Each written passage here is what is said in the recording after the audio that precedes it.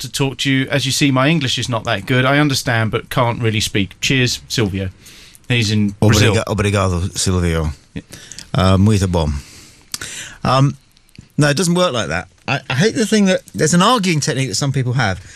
They kind of go, okay, well, if you think that Manchester United then aren't that good, they then somehow leap to suggest that you're saying that the world is upside down and that everything's wrong and that nothing works, which doesn't work, because you've got to stick to the point. We're not saying that the Holocaust didn't happen. We aren't saying anything, Silvio.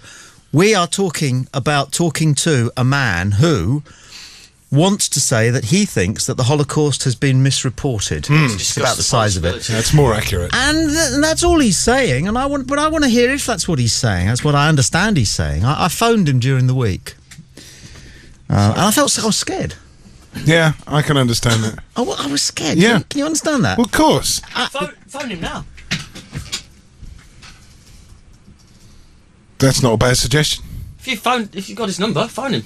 I'm just trying to think where it is. Well, I'll be thinking about that whilst we take a human zoo call. I phoned him and spoke to him, and the second time I phoned him, his answer phone was on, so it would probably just be his mobile. You! Oi! hey, what? Listening? Hello. Right, now, Marcus, please excuse me. Go ahead, mate. I was going to, earlier I was going to ring up and say, oh, don't stop this show, it's a great show, Tommy, and all that. Now, I've been reading on the boards, Tommy, everybody wants to be your fucking pal. Well, I don't want to be your pal if you're going to start denying the fucking Holocaust. Are you denying it as well? You'll be going on about fucking Illuminati and all this and fucking Jewish bankers. Are you mad, man? I just want to hear what some guy's got to say. Oh, is that all you want to hear? Yeah. How come there's so many fucking survived? Thank God there were some. I'm saying that's true. Oh, is that all you're saying? There's so many. Well, I tell you what, there's getting fewer and fewer fucking every year. And I tell you what, if you want to start denying the fucking Holocaust, you better wait till these people have passed on. But, you fucking disgrace you are. You see, you're just like... He's gone. Good. Excellent. That's a shame, actually. I wonder if that guy could I don't know whether he's real or not, though, see. I mean, I didn't get the impression you personally were denying the Holocaust. No. He knows that. He knows that, and he's trying to goad me by pretending that he thinks that I'm a Holocaust denier, but I'm not going to fall for it. No. Yeah. I'm wondering if you can go 5 minutes without saying fucking. Because it would help my podcast edit. Fuck your podcast edit. Fuck you. Are we still taking... We're still taking fuck out? I'm sorry. Should I stop editing the podcast? Should we put it up now? I would. Because we have written warnings and audio warnings. Oh, I was going to discuss it with you at the strategy meeting tomorrow do you want morning. to discuss it now? What we can do, then we can spend more time discussing tomorrow morning whether the show should continue or not. Yes, that's true. As a listener at work, can I give you my point of view, even though I'm in the studio with you guys? Okay, so editing's great, but I think it sometimes takes away from the actual conversation if you take out the F word and the C word. Perhaps if we sort of limit it to something that maybe is controversial to the extent that maybe Tommy thinks afterwards, well, maybe I shouldn't have probably said that, I mean, like if you were serious about your Holocaust denial and couldn't back up your statement. Not believing it. No, I'm saying if you were serious, my argument you might want to not... My argument to that is that people get hanged as witches. People are recording this show anyway and podcasting it through their own means and putting it onto YouTube. So if I took something out, it's still going to be on the internet. Jesus, don't give up, do you? All fucking week he's been sat next to my desk. That's because I don't want to edit the podcast anymore because I think we are now at a stage where it should go out. My wife made a good point. Driving somewhere today, I forget, we were driving down to Aldwick. You didn't need to know that, but I'll tell you. It's a bit of colour, really. Yeah. And as we were going past Oaklands Park, there, I can remember it quite clearly, she actually made a very good point. Because we have my youngest son and his girlfriend in the back of the car. And for whatever reason, we sometimes make them laugh by being out of order. Because when you're little or young and your parents are out of order, it's funny, isn't it? Yeah. So my wife and I were making ludicrous racist remarks just to annoy them because they're politically correct, and in the confines of our own car, we can make ridiculous remarks, you see. And then we started swearing. And hearing your parents go, what the fuck's he doing, a fucking twat. And then there was a silence, and my wife said, and she's a very good point, she said, She said, do you know what? She said, because fuck is now such an acceptable word, words like bloody aren't used anymore. Well, they're not swear words. They're not, are they? No, They've got they're no impact. In fact, if you say bloody, it almost suggests that you're a wanker. Yeah, it's true. So that word's gone. So language is on the hoof, and I think that, personally, since we only say fuck where it's got some validity, such as in that sentence, I personally think it's all right. What do you think, Marcus? Well, there we go. I have to be responsible for a network of radio stations, and I can't have a show like this one bringing it down.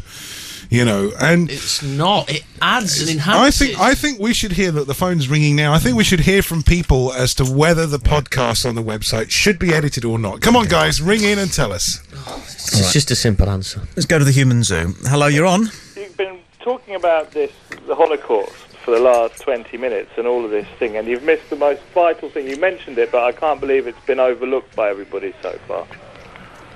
Cheese.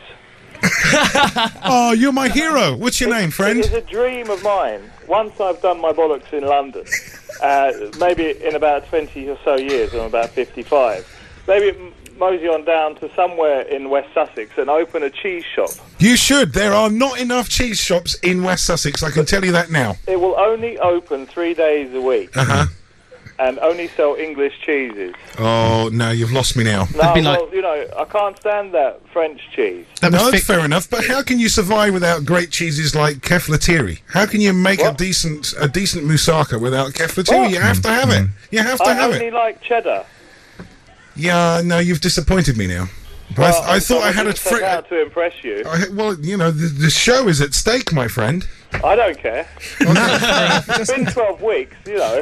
Yeah, it's quite. How much longer do you want? Frankly, it's enough, isn't it? 12 weeks. Well, the BBC do 13 because it divides equally into the calendar. Yeah, it's funny that, isn't it? I always thought that was odd. That isn't it? Because also you either get 26, 32, or 7, which is sort of like a prime number that doesn't divide. You know, but isn't it because 52 is syndication level for the states, and so they make multiple series of 16 episodes to make. Well, never mind all that crap. Cheddar is a great. Cheddar is working hard over there.